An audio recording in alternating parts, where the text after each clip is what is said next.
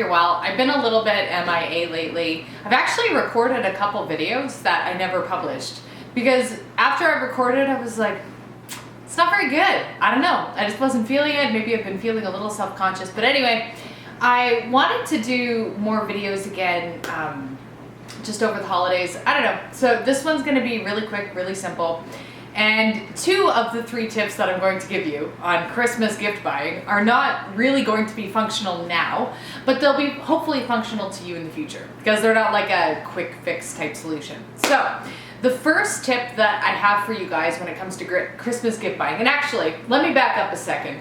I am not an amazing Christmas gift giver or gift giver in general.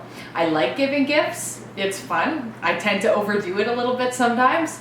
But I'm also not very good at it. I don't always hit the mark. Sometimes I take risks that end catastrophically bad. And I'm not being over dramatic. That's a story for another day. Sometimes I just give mediocre gifts that aren't as thoughtful as I'd like.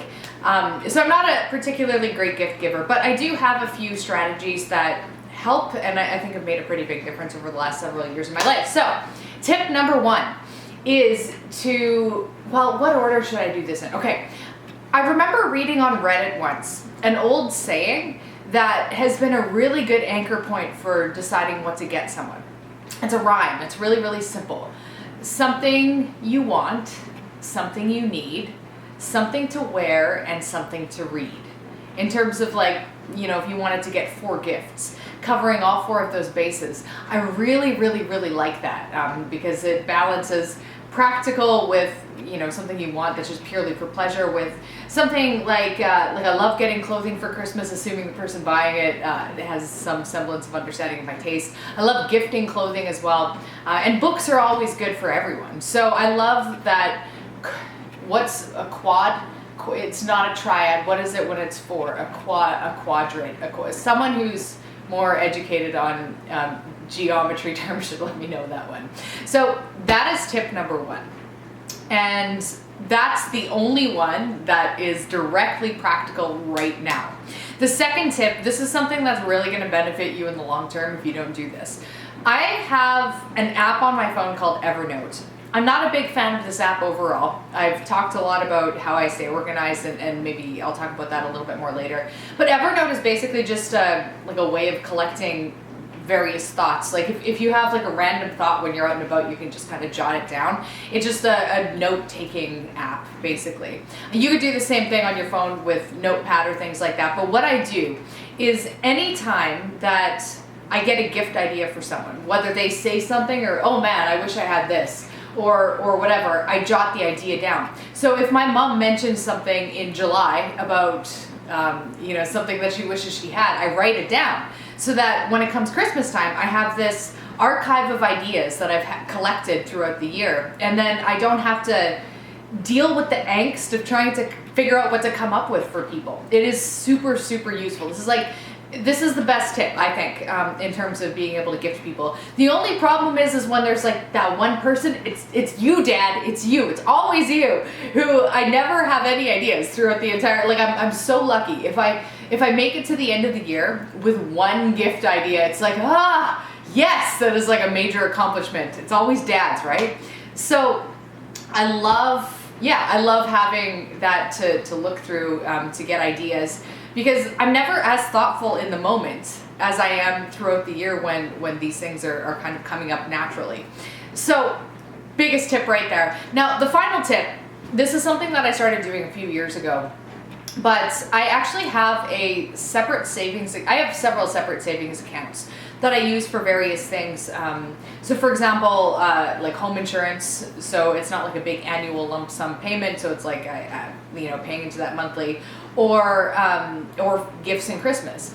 I really like having a savings account just for Christmas and even for gifts and things like that. So I pay into it pretty typically something like $50 a month, which ends up being, what is that?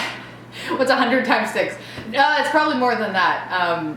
Maybe, I don't know, I didn't do it this year. So I'm kind of giving you a tip that I haven't used this year, but I wish I did, you guys. Because I did a lot, maybe I did about $100 a month. Because that also allows for birthdays and things like that. So you always have this like stash of money for important events. So if you start this in January, by the time you get to Christmas, you have like a nice lump sum of money that you can delegate for gifts. Because what I had happen for many, many years, especially because I tend to go overboard with Christmas gifts, is December would come around and I'd be like super broke in January. Because I just like drained myself dry. I'd like spend a bunch of money on Christmas gifts and stuff like that. And I'm assuming that's probably something that's pretty common, that a lot of people do. But if you're just constantly, putting a little bit into savings every month, then you can have that joy of being able to spend money on people without having the financial burden aspect where you feel like you're really dipping into December's income. So those are the 3 things that I have really enjoyed doing in the past and in the present. So something you want, something you need, something to wear, and something to read. A nice little rhyme to take inspiration from for gift ideas. Having the one I just mentioned, like having an external savings account. Actually, one thing about that too, I mean, you could do an internal savings account too. I just find that so in Canada, there's a really cool company. I recommend you check this out if you're Canadian. It's called eqbank.ca. That's like the web address, but it's just an external savings account which allows you to, you can do automatic transfers and things like that. So you could specify, okay, like at this day every month, this money automatically moves here and so on. I find it better than using an internal savings account. But that being said, I've recently switched from BMO to Tangerine, and Tangerine has way better functions for savings accounts and things like that. So Tangerine might actually be like a really good solution for just having savings accounts in there. I just haven't played around with it too much. But anyway, the third one is making, like, just on your phone. Especially it's important that it's on your phone because that's the thing you're most likely to have with you in those random moments when gift ideas come up for other people, if someone mentions something or whatever. If you're writing it down in random places, like a note here or a note there, it's not really going to be that helpful to you when it comes time to actually give the gifts. So some notepad on your mobile phone, just like a running document of Christmas gift ideas or birthday present ideas or whatever, collected throughout the year, takes away like 90% of the stress of Christmas shopping. I am actually, with the exception of one tiny part of a gift, I am totally done my Christmas shopping as of this morning. So I'm feeling pretty satisfied about that. Of course, wrapping everything is another step, and figuring out stocking stuffers is yet another step, but we'll get there. Like the bulk of my Christmas shopping is done, so that feels really good.